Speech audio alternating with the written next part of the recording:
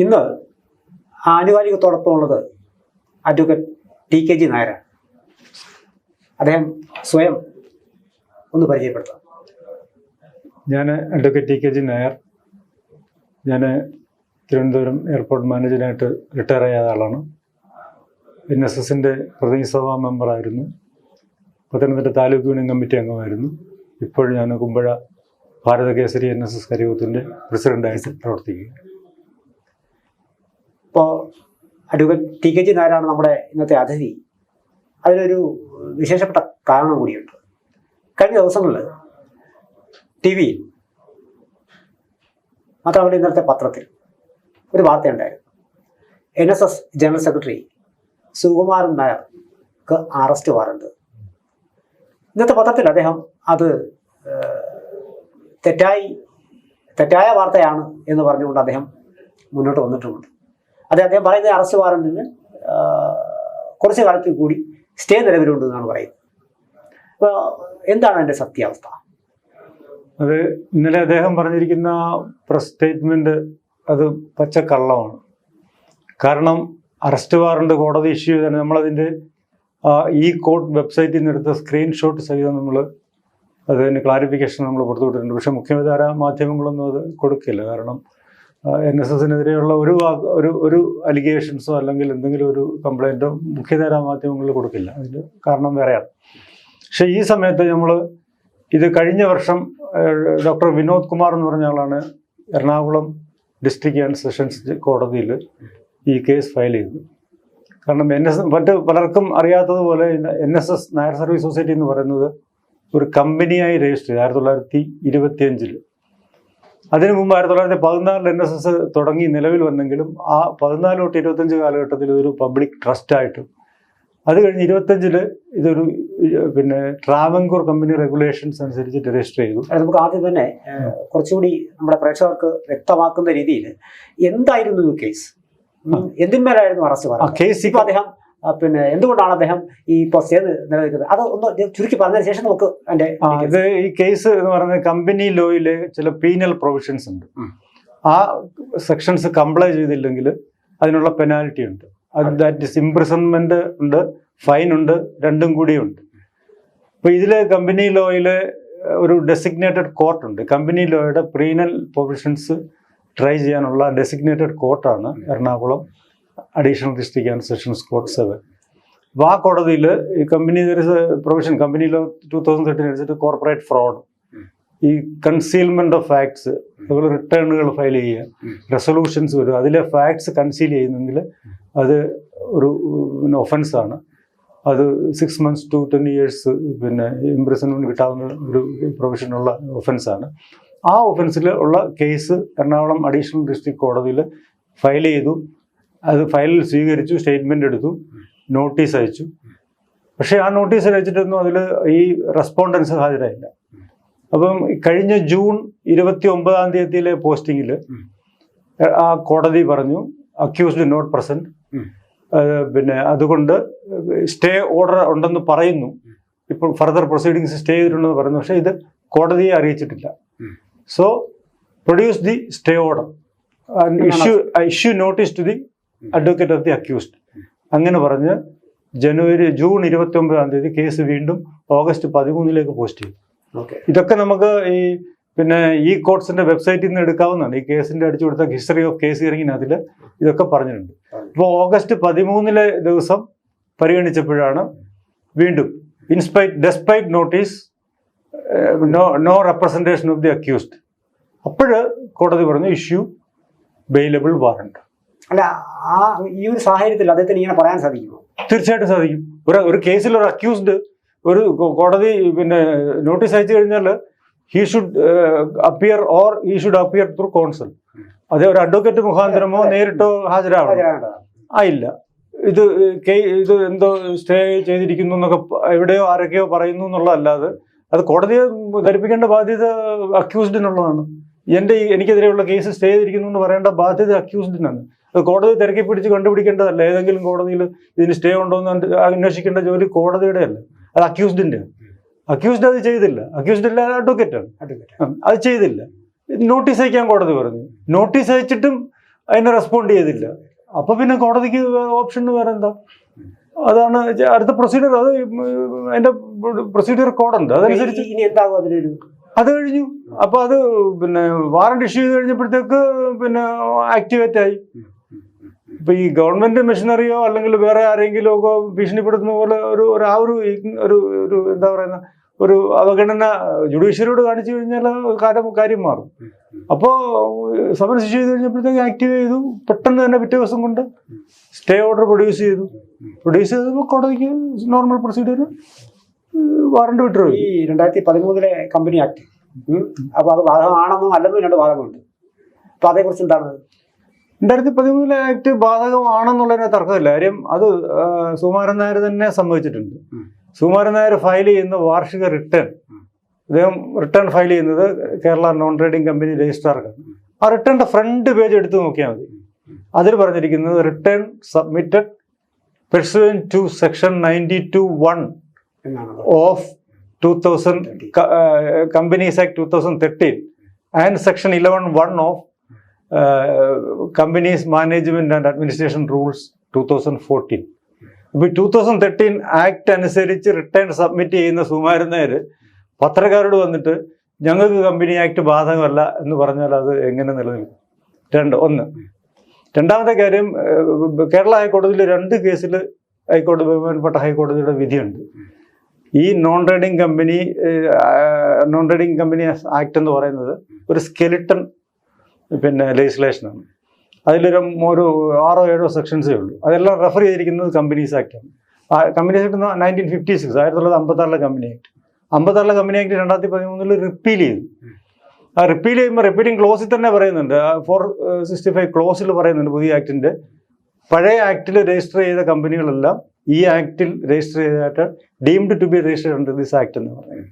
അപ്പോൾ അങ്ങ് ഈ ആക്ട് അനുസരിച്ച് രജിസ്റ്റർ ചെയ്തായിട്ട് കണക്കാക്കുമെന്നും ആ കമ്പനികൾക്കെല്ലാം ഈ ആക്ടിന്റെ നിയമങ്ങൾ ബാധകമായിരിക്കുമെന്നും വളരെ അസന്നിഗ്ധമായിട്ട് അതിൽ പറയുന്നുണ്ട്. ഈ സെക്ഷൻ കോട്ട് ചെയ്തിട്ടാണ് കേരള ഹൈക്കോടതി മനോജ് വേഴ്സസ് SNDP യോഗം കേസിലും UC college Aluva versus Eapen ഈ 2 കേസിലും കേരള നോൺ ട്രേഡിംഗ് കമ്പനി ആക്ടിന്റെ പരിധി വരുന്ന കമ്പനികൾക്ക് ഇന്ത്യൻ കമ്പനി നിയമം ബാധകമാണ്. കാര്യം അതൊരു സ്കെലിട്ടൺ രജിസ്ട്രേഷൻ, അതിനകത്ത് അഡ്ജുഡിക്കേറ്റീവ് പ്രൊവിഷൻസ് ഇല്ല, പീനൽ പ്രൊവിഷൻസ് ഇല്ല, വൈൻഡിങ് അപ്പിനുള്ള പ്രൊവിഷൻസ് ഇല്ല.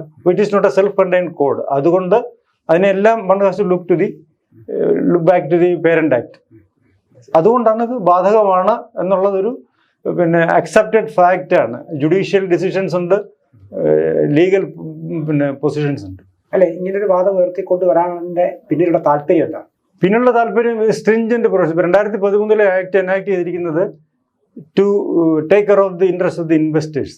ഒരുപാട് കോർപ്പറേറ്റ് ഫ്രോഡുകൾ ഉണ്ട്. ആ കോർപ്പറേറ്റ് ഫ്രോഡിൽ പെട്ട് ഒരുപാട് ആളുകളുടെ പണം നഷ്ടപ്പെടുന്നുണ്ട്. അപ്പോൾ അത് ഉണ്ടാവാതിരിക്കാൻ വേണ്ടിയിട്ടാണ് ഗവൺമെന്റ് കുറേ പ്രിക്കോഷൻസ് എടുത്തിട്ടുണ്ട്. ഇപ്പോൾ ഈ 56 ആക്ട് മാറിയിട്ട് കുറേ പ്രിക്കോഷൻസ് ഇൻവെസ്റ്റേഴ്സിന്റെ സൈഡിൽ. ഇപ്പോൾ ഉദാഹരണത്തിന് ഡയറക്ടർ ഐഡന്റിഫിക്കേഷൻ നമ്പർ.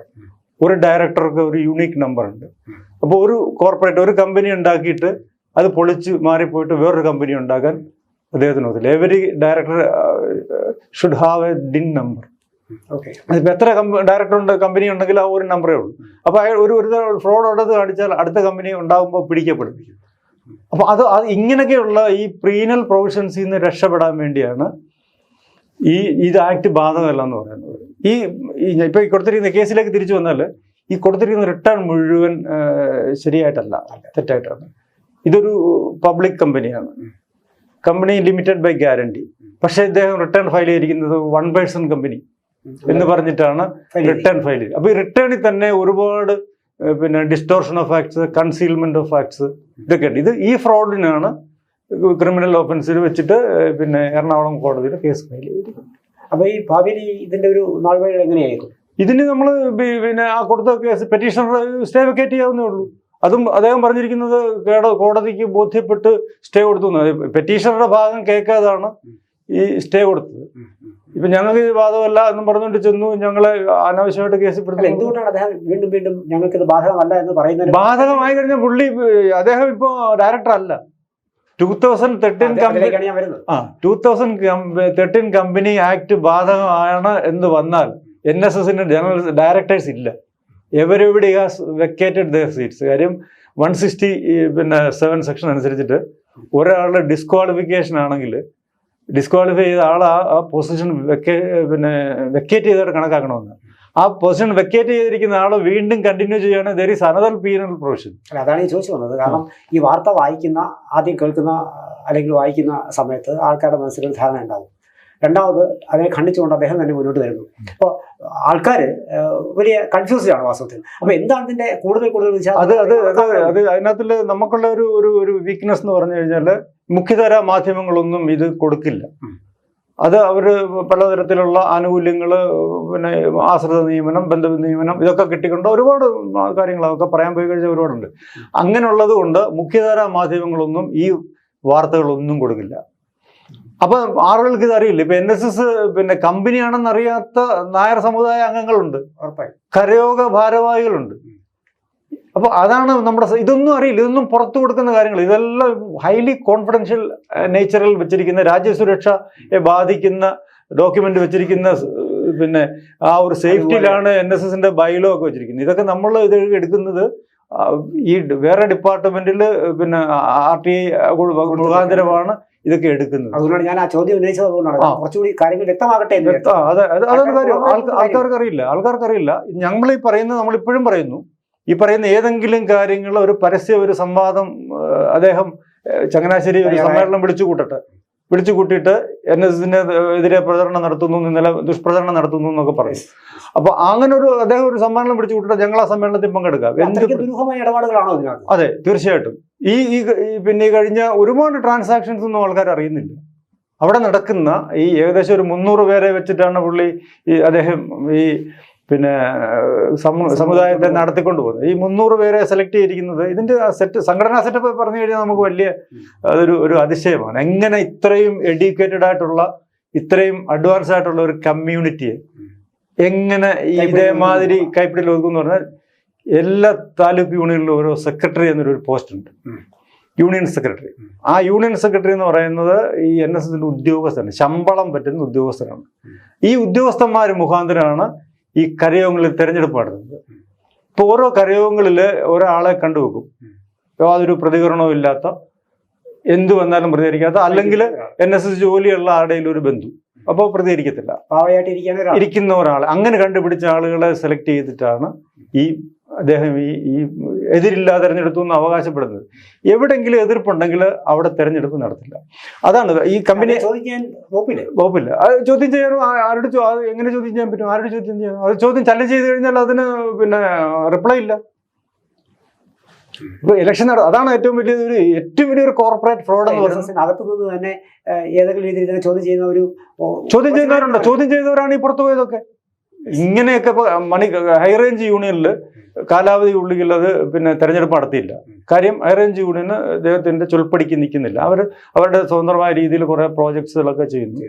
അപ്പോഴവരെ ഇലക്ഷൻ നടത്താതെ കാലാവധി കഴിഞ്ഞപ്പം പിരിച്ചുവിട്ട് പുതിയൊരു പാവ ഇതേ പറഞ്ഞ പ്രതികരണം ഇല്ലാത്ത ആളുകളെ കൊണ്ടുവെക്കാൻ നോക്കി കഴിഞ്ഞപ്പോൾ അവർ അതിന് റെസിസ്റ്റ് ചെയ്തു, കേസ് ഫയൽ ചെയ്തു. ഇപ്പൊ കേസ് നടക്കുകയാണ്.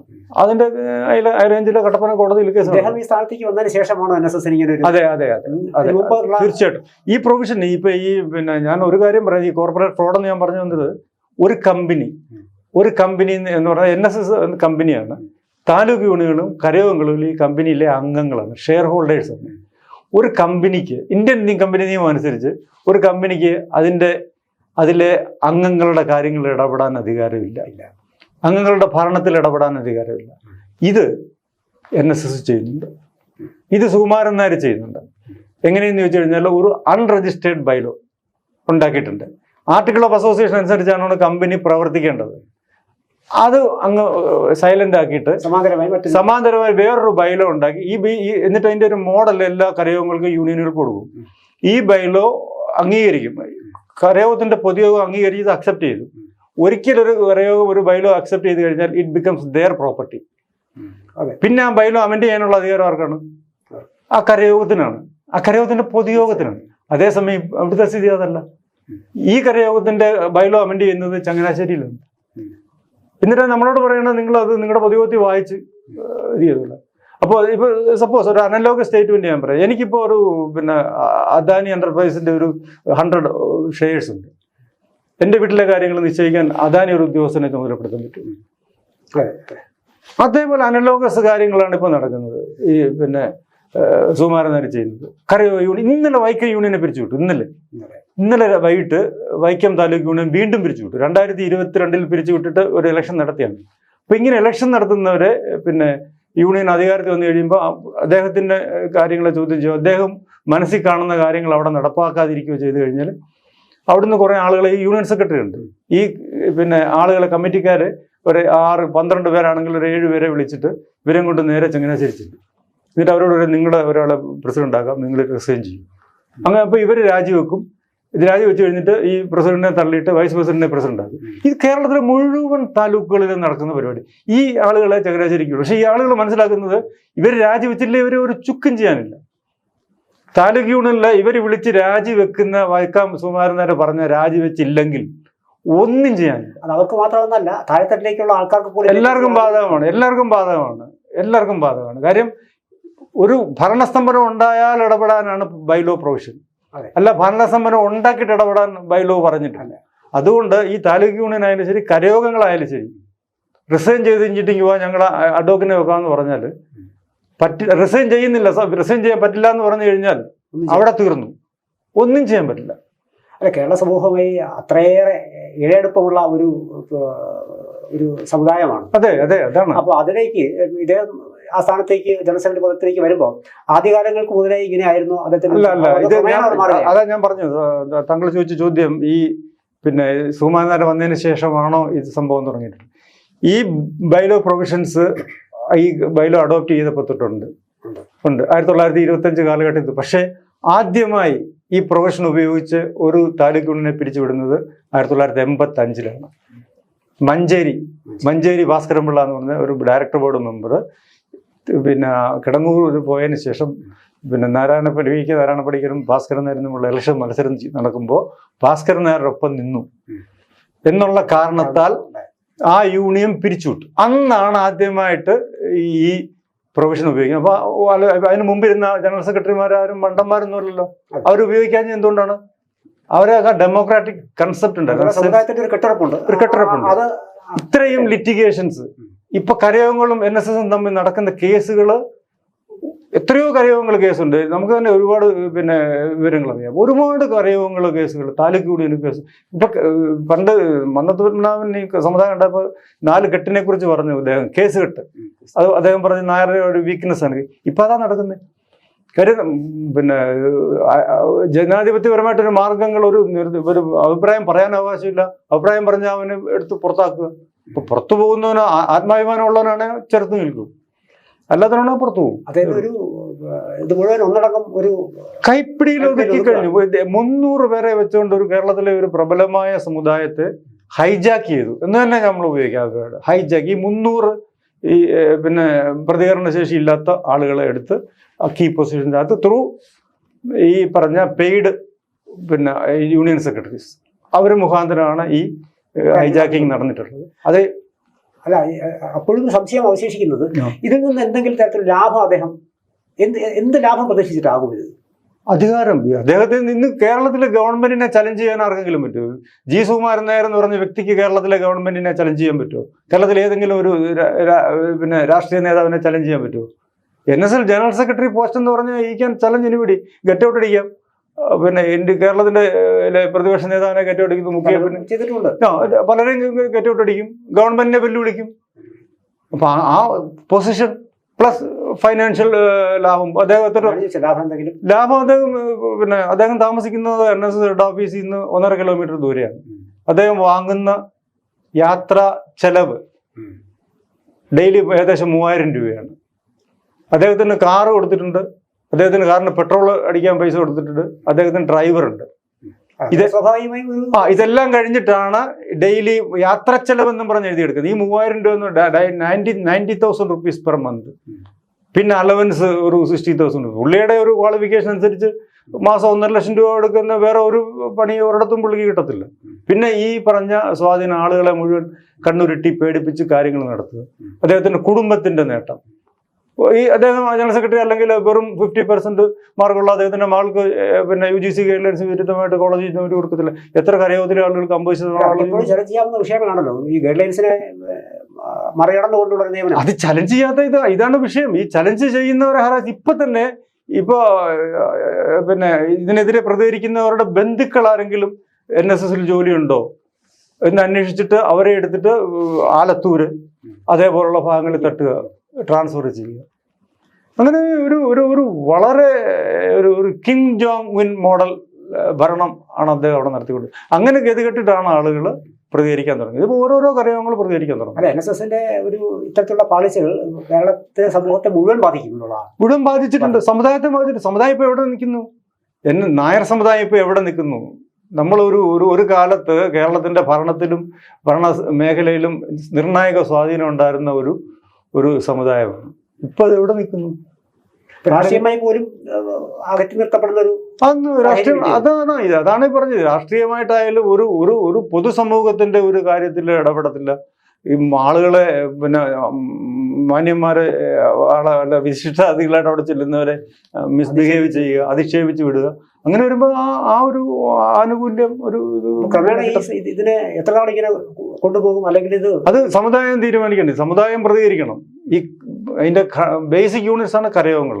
കരയോഗങ്ങളിൽ ആളുകൾ ബോധവാന്മാരാണ്. ഇങ്ങനെ പോയ എതിർപക്ഷത്ത് നിൽക്കുന്ന സ്വരം ഉയരുന്ന ആൾക്കാർ തന്നെ ഈ ആൾക്കാർ കുറച്ചുകൂടി ബോധവൽക്കരിക്കാനുള്ള കാര്യങ്ങൾ അല്ല, അതിനെയാണ് ഈ പറഞ്ഞ പെയ്ഡ്. ഞാൻ പറഞ്ഞില്ല, താലൂക്ക് യൂണിയനിൽ പെയ്ഡ് സെക്രട്ടറീസ് ഉണ്ട്. അവരെ വിളിച്ചിട്ട് അവരുപയോഗിച്ചിട്ട് ഈ കരയോഗങ്ങളിൽ ഇപ്പോ പിന്നെ ഞാനൊരു കരയോഗത്തിന്റെ പ്രസിഡന്റാണ്. എന്റെ കരയോഗത്തിൽ വന്നിട്ട് പിന്നെ എന്നെ മാറ്റാമെങ്കിൽ ജോലി കൊടുക്കാം, എന്നെ മാറ്റാമെങ്കിൽ പിന്നെ അവർക്ക് എത്ര പേർക്ക് വേണമെങ്കിൽ എന്ത് കൊടുക്കും, ഇങ്ങനെയൊക്കെയുള്ള ഓഫേഴ്സ് വരും. ഇതാണ് ഓരോരുത്തരും ചെല്ലുന്നത്.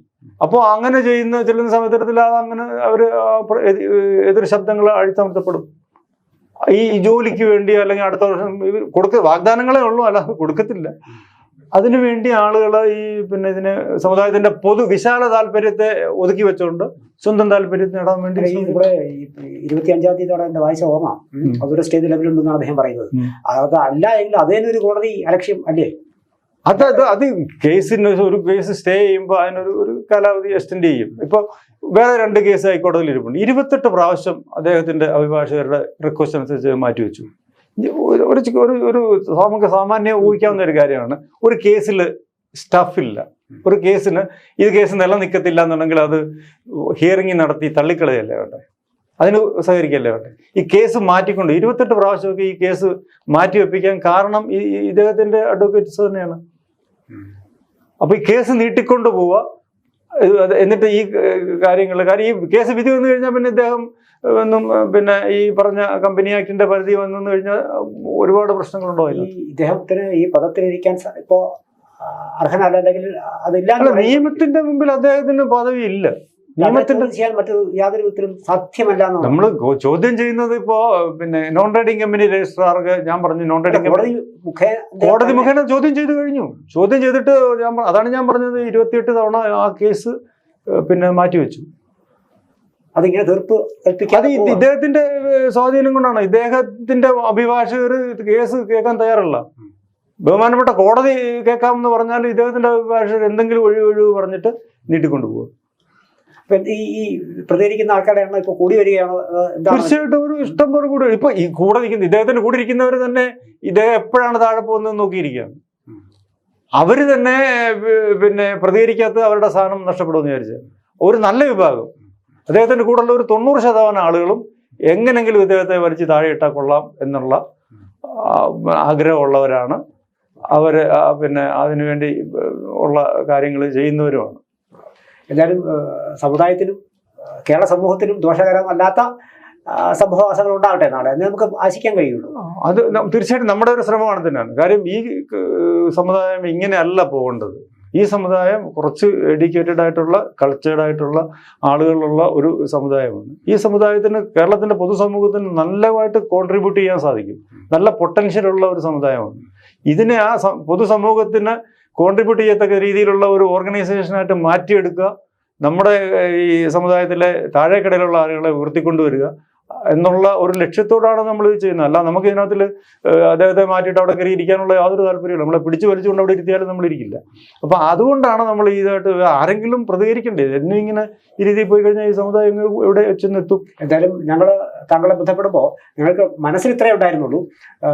ഇങ്ങനെ ഒരു പുകമറയ്ക്കുള്ളിൽ നിൽക്കുമ്പോൾ നമ്മുടെ പ്രേക്ഷകർക്ക് അത് അറിയാനൊരു താല്പര്യം, അത് അറിയട്ടെ എന്ന് വിചാരിച്ചു. അതാ ഞങ്ങൾക്കും അത് പ്രേക്ഷക ആൾക്കാരെ മനസ്സിലാക്കാൻ താല്പര്യമുണ്ട്. പക്ഷെ നമുക്ക് അതിനുള്ള വേദി ഈ പറഞ്ഞ മുഖ്യധാരാ മാധ്യമങ്ങളിൽ നമുക്ക് കിട്ടുന്നില്ല. അവര് പിന്നെ ഇവിടുന്ന് കിട്ടുന്ന സുമാരം നടന്ന് കിട്ടുന്ന ആനുകൂല്യങ്ങളെ പറ്റിക്കൊണ്ട് നമ്മൾ പത്രസമ്മേളനം നടത്തിയിട്ട് പോലും പിന്നെ ഒരു വരി അതിൽ കൊടുത്തിട്ടില്ല, ഒരു കൊടുക്കാത്ത മാധ്യമങ്ങൾ. എന്തായാലും ഇത്രയും കാര്യങ്ങൾ പൊതുജനങ്ങൾക്കായി നമ്മളോട് പങ്കുവച്ചതിന് നന്ദിയുണ്ട്. നമസ്കാരം. നമസ്കാരം.